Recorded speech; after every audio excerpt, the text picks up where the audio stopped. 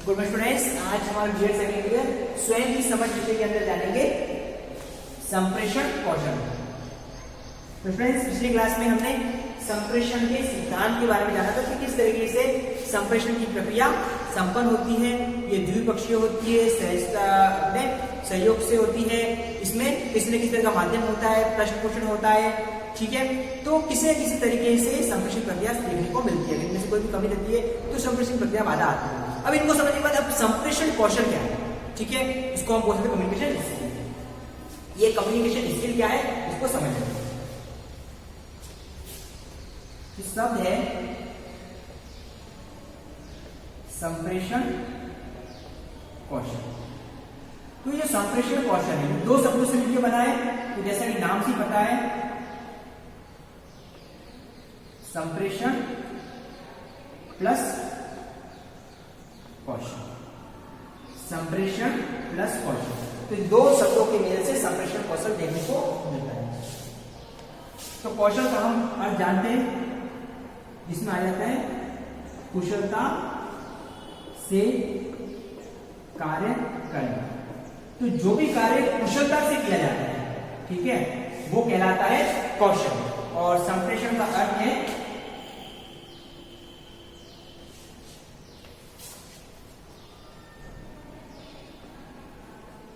सूचनाओं एवं भावनाओं को एक व्यक्ति से दूसरे व्यक्ति तक। तो जैसा कि हमको संप्रेषण अर्थ पता ही है कि जब हमारी सूचनाएं, भावनाएं, संगत्य, विचार को जब एक व्यक्ति से दूसरे व्यक्ति तक पहुंचाते तो वो संप्रेषण कहलाता है, कुशल कहलाता है। तो संप्रेषण कौशल का अर्थ हुआ कि जब व्यक्ति अपनी सूचना और भावनाओं को, ठीक है, एक व्यक्ति अपने द्वारा दूसरे व्यक्ति को कुशलता से भेजता है, अच्छे तरीके से भेजता है, तो वो संप्रेषण कौशल कहलाता है। यानी कि आप अपनी स्किल के अंदर किसी तक अपनी बात को किस तरीके से रखते हैं वो कम्युनिकेशन स्किल में आएगा। क्योंकि जब एक व्यक्ति दूसरे तक अपनी बातों को जितने प्रभावी तरीके से रखता है, उसकी बात को उतना ही महत्व और उतना ही उसको अच्छे से माना जाता है। कई बार ऐसा होता है किसी लोग की बातों को इतनी पसंद आते हैं, अच्छे लगते हैं, क्योंकि उसकी स्किल ऐसी होती है, उसके बोलने का तरीका, उसके हाव भाव या उसका माध्यम ऐसा होता है कि उसकी बात को अच्छे से समझ में आता है, उसको पसंद भी करते हैं। तो कुशलता से भेजने तक के जो तरीका होता है वो संप्रेषण कौशल के अंतर्गत आ जाता है। तो ये इसका है कंसेप्ट, संप्रेषण कौशल है क्या। इसको कंटिन्यू करते हैं।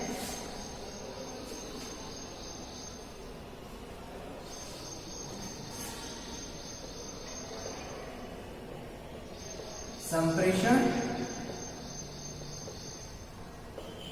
कौशल को प्रभावी बनाना। जब एक व्यक्ति दूसरे तक अपनी बातों को भेजता है कुशलतम रूप में, अच्छे तरीके से, तो वो संप्रेषण कौशल है। तो उसको प्रभावी, आकर्षक बनाने के लिए वो क्या प्रयास कर सकता है? सबसे पहले संप्रेषण भाषा एवं माध्यमों का प्रयोग। अगला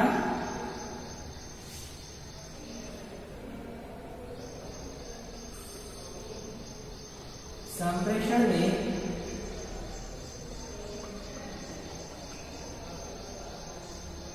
मनोवैज्ञानिक का प्रयोग। और अगला है इंद्रियों का प्रयोग। यह संप्रेषण कौशल को प्रभावी बनाने के लिए होता है कि जब हम इस स्किल का प्रयोग कर रहे हैं तो ये स्किल कैसे प्रभावी बनेगी? सबसे पहले संप्रेषण में जिस भाषा और माध्यम का प्रयोग किया जा रहा है वो प्रभावी होनी चाहिए। आपकी टॉकिंग अच्छी होनी चाहिए, आपका वे अच्छा होना चाहिए, आपकी लैंग्वेज अच्छी होनी चाहिए, क्योंकि जब आप अच्छी लैंग्वेज में प्रभावी तौर पर अच्छे माध्यम से हम उसका प्रयोग करेंगे तो सामने वाले पर प्रभाव बनता ही बनता है।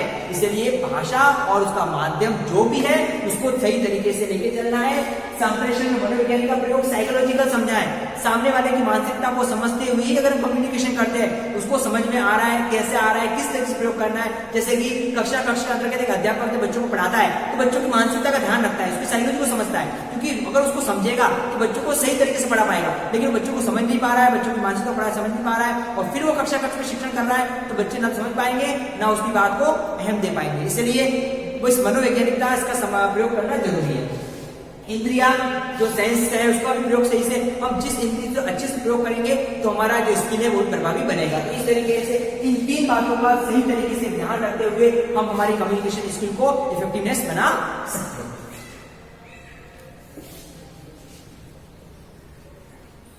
इसके बाद आगे है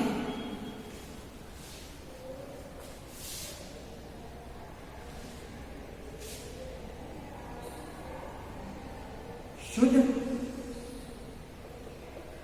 उच्चारण, शुद्ध वाचन, शुद्ध तरीका। शुद्ध उच्चारण, शुद्ध वाचन, शुद्ध तरीका, इसका क्या है?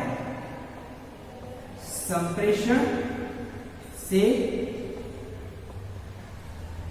घनिष्ठ संबंध, संप्रेषण से घनिष्ठ संबंध। जहां पर शुद्ध उच्चारण होगा, शुद्ध वाचन होगा, शुद्ध तरीका होगा, उसका संप्रेषण से घनिष्ठ संबंध है, क्योंकि आपके यही तीन तरीके हैं जो संप्रेषण को अच्छे बनाते हैं। अगर अध्यापक को चाहिए तो कक्षा में इन तीनों बातों का सही से ध्यान रखें। अगर वहां पर एक भी गलती होती है उसका प्रभाव बच्चे को देखने को मिलता है, कि बच्चा अध्यापक का अनुसरण करता है, वो गलतियों का भी अनुसरण करेगा। तो हम ये नहीं चाहते गलतियों का अनुसरण करें, इसलिए हमको इन तीन बातों से सही तरीके से संप्रेषण स्किल को प्रभावी बनाना है। तो इस तरीके से आज हमने क्लास में जाना कि संप्रेषण कौशल क्या है। अब इसको समझने के बाद इसके रिगार्डिंग आपका होमवर्क है।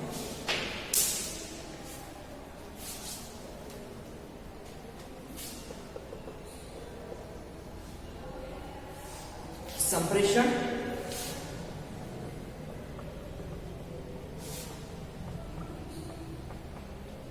कौशल को स्पष्ट। तो स्टूडेंट्स आज अपने क्लास में संप्रेषण कौशल के बारे में जाना, इसके रिगार्डिंग आपको होमवर्क करना है। स्टूडेंट्स कोविड से हमें सावधानी का सतर्क रखें, इसको बच्चा को दूर प्रकार से बनाकर अपने परिवार के स्वास्थ्य का ध्यान रखें। Thank you.